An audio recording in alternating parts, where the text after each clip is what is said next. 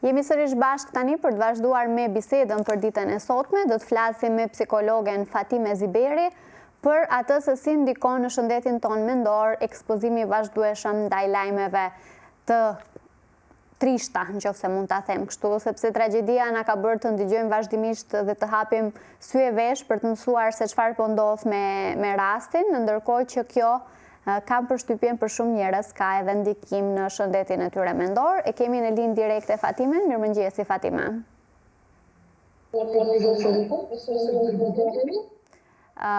Por momentin po, mendon që mund të vendosësh telefonin diku që të qëndroj statik ose je në lëvizje? Jam të kërkuar edhe unë një vend, se po vërkoj një vend edhe të ulem. Në rregull. Po ndëgjohesh perfekt, po ndëgjohesh mirë për momentin.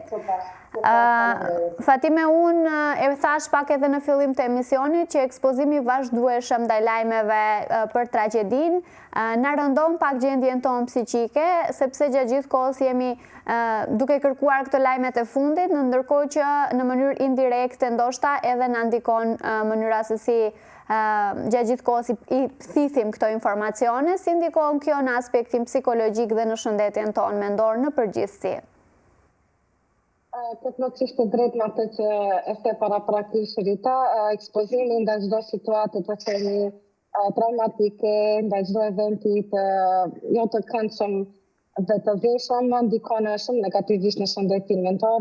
Ne gjithmonë e përmendim rastin e çrregullimit të stresit post-traumatik, është një periudhë që sado që njeriu të mundohet, të thotë që ta mbaj veten apo që të jetë i përgatitur, apo si të themi ti përballoj më mirë, dhimbja e përjetuar më herët do jetë, të themi, do të ringjallet disi, do të tundoset disi dhe normal se personi do të kapëloj përsëri e njëjta dhimbje. Por atë edhe nuk është aftësi që kemi në këtë periudhë mund të shohim se sa empatik janë personat, do të thonë popullatën në përgjithësi, për shkak të kësaj fenomeni që sapo e përmenda. Njerëzit nuk mund ta menaxhojnë edhe si duhet në mënyrë të shëndetshme, fatkeqësisht po e them Rita, për shkak se dinamizmi i jetës nuk i jep shumë kohë dhe mundësi njerëzve që ta trajtojnë dhe të përpunojnë sa duhet në kohë të tragjedisë, për shkak që në atë moment të gjithë njerëzit janë të mobilizuar për të ndihmuar. Personat që janë të prekur dhe në anën tjetër, nuk ka shumë kohë të përshtatshme që organizmi të rimerret për të vazhduar më tej. Dhe nëse kjo situatë përsëritet, që fatkeqësisht tek ne është përsëritur, është vetë hera e 4 që ndodh një tragjedi të themi që trondit gjithë opinionin mbar, njerëzit nuk kanë kohë edhe të rinë këmbën. Besoj se kjo është ajo që e shohim ne si do të thotë ndikim negativ afatgjat. Për shkak se afatshkurtë të shohim, në një periudhë më të shpejtë dhe më të shkurtë, por të themi ndikimi më i dhimbshëm dhe më i dëmshëm më afatgjat që ndodh është kjo.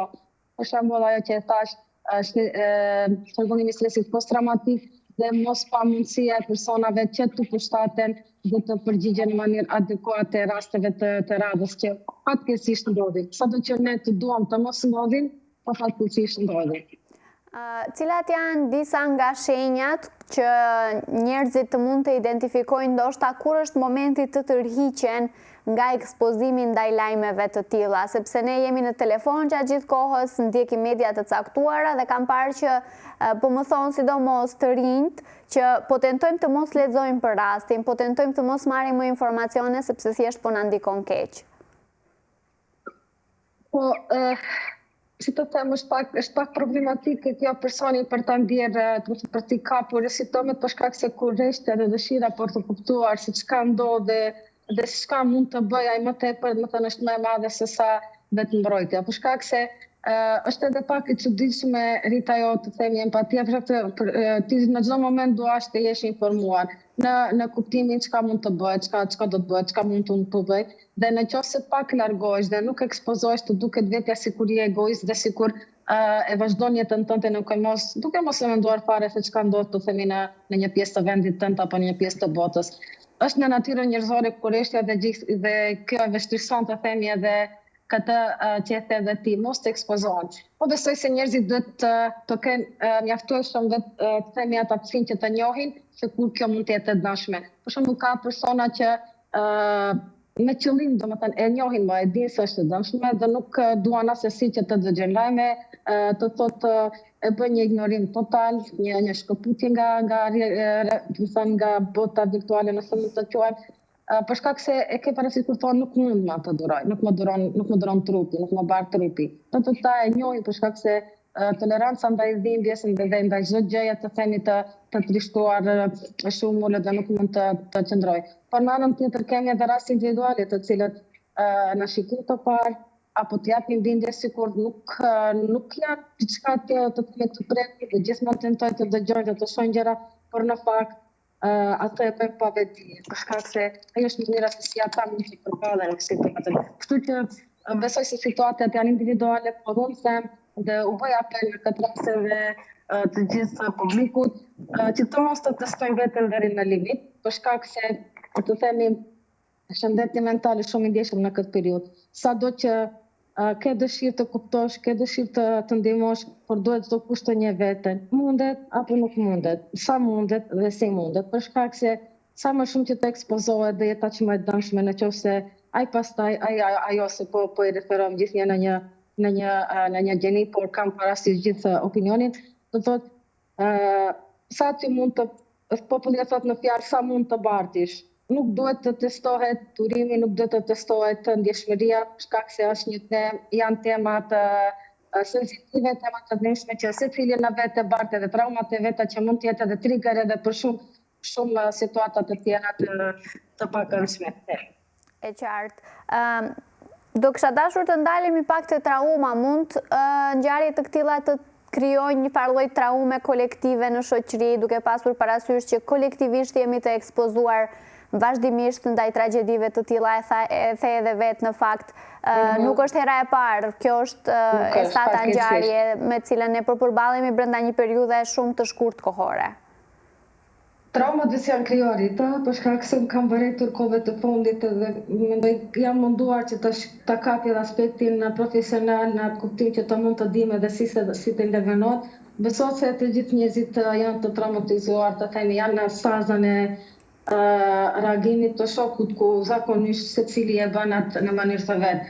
Disa parapëlqejnë domethënë të shprehin, disa parapëlqejnë të bëjnë ikje dhe disa parapëlqejnë domethënë thjesht të kollaborojnë apo të reagojnë edhe më fuqishëm. Po besoj se të gjithë janë të traumatizuar për shkak se shohim edhe në pamundësinë për të menaxhuar këtë edhe në aspektin të themi fizik dhe shoqëror. Po që se kujtojmë se si ishte rjedoja dhe çka ndodhi më pastaj, gjitha ajo revolta, gjitha i mbledh që njerëzit shprehen nuk është gjë tjetër vetëm se një zgjim i shumë traumave për shkak se dëgjoj edhe eventi edhe rasti si rasti traumatizuar, por ajo se çka vjen pastaj dhe si bëhet, ajo është akoma edhe më traumatizuese dhe njerëzit vetëm se më e kanë kaluar atë periudhë. Vetëm është një dhimbje e përjetuar që fatkeqësisht çdo gjë që vjen më pas është vetëm një rizgjim i traumës. Më vjen mirë që njerëzit janë vëdësuar dhe kërkojnë ndihmë për shëndetin mental.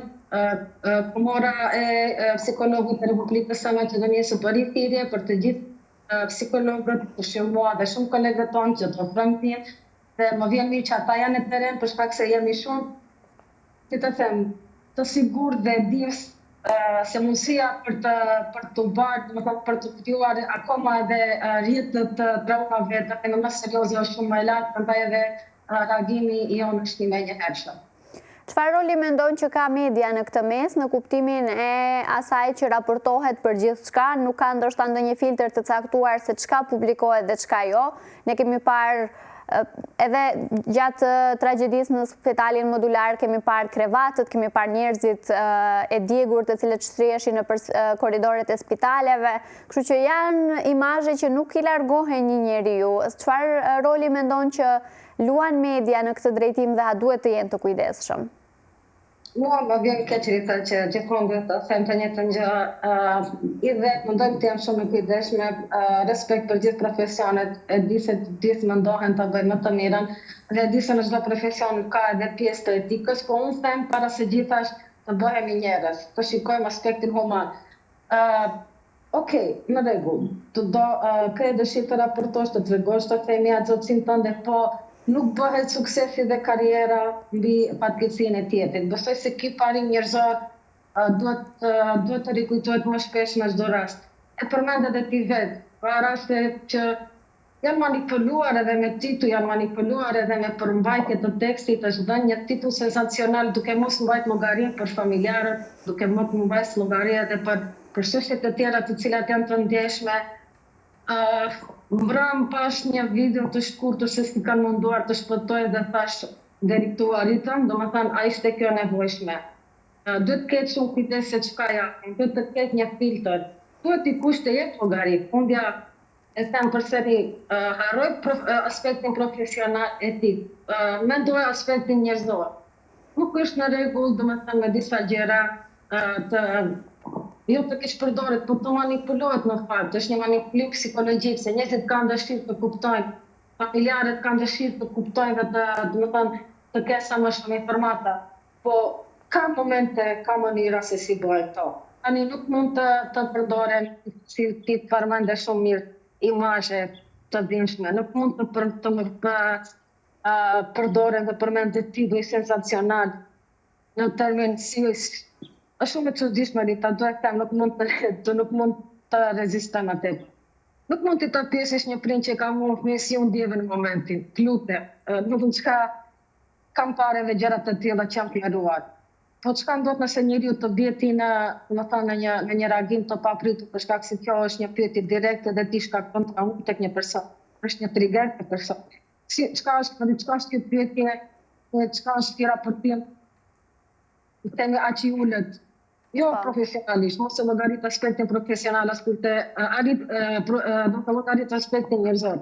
Nëse nuk je i gatshëm që të përgjigjesh ndaj përgjigjeve të një personi që mund të ta jetë, mos e rrezikon vetëm pas edhe të tjerën me gjëra. Kushtoj se është koha vetëm jemi sprovuar me tragjedi, jemi sprovuar me gjëra të tilla të pakëndshme, besoj se dikush duhet të bëjë një stop. Të vendos një kufi të cilin asesi nuk do të kaluar në rast të tilla. Absolutisht. Përmende pak më herët që njerëzit duan të jenë të informuar, andaj edhe janë të ekspozuar vazhdimisht ndaj lajmeve më të fundit. Ka një mënyrë se si mund të balancojmë kujdesin ndaj shëndetit mendor dhe të qenurit të informuar?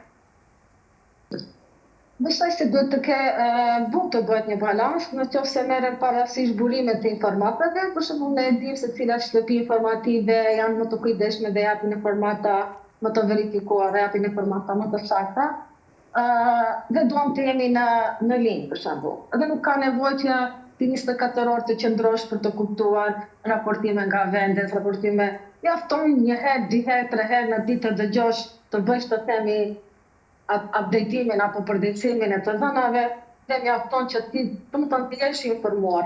Unë do të kisha preferuar më tepër të ndiqen të thotë lajme që janë në televizione dhe në kohë që ne e dim të gjithë, domethënë e kemi një rutinë, dhe të mos humbet kohë dhe të mos rrezikohet të ekspozohet në lajme që janë në rrjetet të ndryshme online, përsi që ati shoh më pak të themi kujdes, ati shoh më pak njerëzillëk, nëse mund të shprehem kështu pa doreza, por atyre që u besojnë, edhe që dim që lajmi para se të plasohet në publik kalon për filtra dhe ka kujdes shumë se si bëhet dhe si jepet, besoj se të ndiqen lajme 2 herë, 3 herë në ditë nuk është e dashme, por të qëndrohet gjithmonë 24 orë para ekranit duke ndjekur raportime nga spitali, raportime nga ky qytet, raportime nga ai qytet, raportime nga ky shtet, është e dashme për të po balansi mund të bëjmë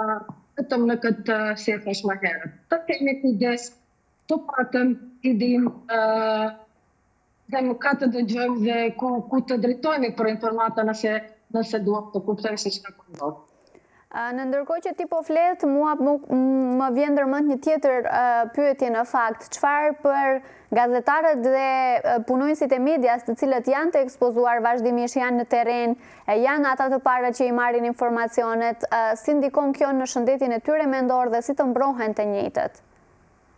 Pyetje me rregull, Rita, dhe mi që e bërë dhe mi që dikush po mendon edhe për këtë kategori Ndiqja me kujdes edhe këto të themi paraqitjet për shtyp dhe pyetjet që i bënin gazetarët ndaj personave përgjegjës dhe nuk më pëlqeu as pak dhe më la shumë për shtypjet të themi negative, qasja se si domethënë qasja ndaj gazetarëve, sikur gazetarët janë fajtor, ato shtetit nuk bëjnë asgjë më tepër e më pak se sa punën e vet, biles edhe rrezikojnë edhe vetëm duke kaluar. Kam diçka ditë lidhje direkte nga televizionit të ndryshme përshiktu edhe Arsat dhe shikoja se sa shumë të themi gazetarët raportonin të lodhur, po edhe të mërzitur, të raskatitur, po edhe emocionalisht të themi të harxhuar për shkak se nuk po raportonin lajme të themi diçka të këndshme apo diçka senzacionale ose çka po ndodh. Po në përsëri si sfigishti po e drejtoj ja dhun pak më herët e drejtova tek ata. Të themi, ata janë një kategori që duhet të vërtet të kemi kujdes për kundër personave që janë direkt të involvuar dhe që përjetojnë këtë tragjedi, besoj se duhet të kemi kujdes edhe ndaj gazetarëve. Ata që duhet të themi të kërkojnë ndihmë janë të parët, për shkak se e ke parasysh ne nuk mund ta dimë çka në të vërtetë ata kanë nevojë nëse nuk i dëgjojmë edhe themi shqetësimet e tyre. Dhe më vjen mirë dhe të falenderoj shumë që e bëre këtë pyetje. Ashtu si intervenohet të themi për popullatën tjetër, për familjarët e viktimave, për njerëzit në përgjithësi, ashtu duhet të ketë gatishmëri që një këtë qasje edhe ndaj gazetarëve, fundja ata janë më të ekspozuar dhe më të rrezikuar kur bëjnë raportime dhe kur themi janë të parët në teren të parë për të raportuar gjithçka, se çka shohin ata dhe çka shprehet në ekranin e shumë mirë e dim, prandaj uroj që shumë kolegët tuaj dhe tanët të përhollojnë me lehtësi profesionin e zakonisht në ditët kur flasin për tragjedi në të plasave. Definitivist.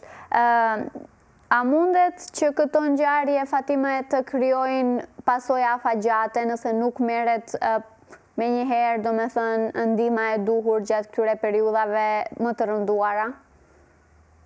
Fatkeqësisht mundet, Rita, fatkeqësisht mundet, në qoftë se kujtojmë dhe kthehemi për 6 vitet e fundit, domethënë është viti i 5 dhe secila e ka rënduar edhe më shumë të themi shoqërinë dhe kjo shihet edhe në reagimin që shoqëria e ka. Kjo shihet edhe në nivelin e pesimizmit, të themi që shoqëria e ka dhe nivelin e asaj se sa të pa fuqishëm ndihemi dhe sa të pa mundur, sa të limituar. Për shkak se kam vendin se nuk pati kohë të mjaftueshme që pas çdo tragjedie domethënë të përpunohet. Për të përpunohet të kam fjalën që vërtet i qasemi periudhës post-traumatike që ndodh. Për shkak se nuk ishte kohë, pas një viti, pas 2 viti, pas 3 viteve, kupton edhe sikur ishte një çështje të detyruar të mbijetojmë dhe të çohemi dhe të vazhdojmë më tej duke mos e përpunuar mirë ata që u përballua. Shihet kjo fatkeqësisht, po akoma edhe të presim edhe më tej dhe do të kemi edhe të themi edhe reagime përpara që edhe janë indikator se të themi sa janë dëmtuar njerëzit në aspektin psikologjik dhe mental, por më bën ajo që më jep mua shpresë dhe më bën të jem optimiste është qasja serioze që tani kanë personat ndaj shëndetit mental. Sado që të themi tani pasojat janë të dëmshme, nuk do vetet e pa përpunuar për shkak se ndihma e parë psikologjike është aty, për shkak se thirrjet për ndihmë janë aty dhe kjo është diçka që neve na motivon akoma më tepër që të jemi në teren dhe të jemi me vullnet të mirë që gjithmonë të përkrajmë dhe të ndihmojmë për çdo lloj intervenimi të mundshëm. Dhe ajo që mua të themi përsëri më jep rajo dhe më jep të themi shpresë është se pa hezitim dhe pa shqetësime personat kërkojnë edhe ndihmë në çfarëdo kohë dhe në çfarëdo lloj mënyre. Nuk është më ajo bariera se ka kaluar dhe tani çfarë do bëhet, çka nëse unë tani kërkoj ndihmën kur nuk e kam kërkuar në kohën e duhur, kur në fakt nuk ka kohë të duhur për shkak se ne e dimë të gjithë se të themi problemet mentale dhe ato të themi pasojat negative dalin më vonë. dhe neve na lehtëson punë shumë kjo që personat vetëm ka një ngritje të vetdijes kolektive, rita këtu desha të dalë, ka një ngritje të vetdijes kolektive për pikërisht për pyetjen që ti e bëre. Për shkak se njerëzit janë më të vetëdijshëm se sa e ka diçka nëse nuk drejtohet shëndeti mental dhe të gjithë në mënyrën e tyre qoftë temi organizative, jo organizative, kërkojnë ditë dhe duan që të zgjedhin këtë mos tungelet temi traume pa përpunuar. E qartë. Fatime, unë të falenderoj shumë për këtë lidhje direkte, që je gatshme gjithmonë të jesh pjesë e emisioneve tona me informacione cilat vërtet janë të vlefshme për publikun, dhe falenderoj që ndave kohë në këtë mëngjes të rëmujshëm që e ke, sepse u dëgjuam edhe e di që je në lëvizje. Falenderoj shumë edhe një herë. Faleminderit Rita edhe për juve, është kënaqësia imja të theme, do të kisha dashur që të takohemi dhe të flasim edhe për momente më të mira, por normal edhe në këso raste jam gjithmonë e hapur. Falenderit shumë. Falenderit shumë, mirupafshim, pash një ditë të bukur. Mirupafshim.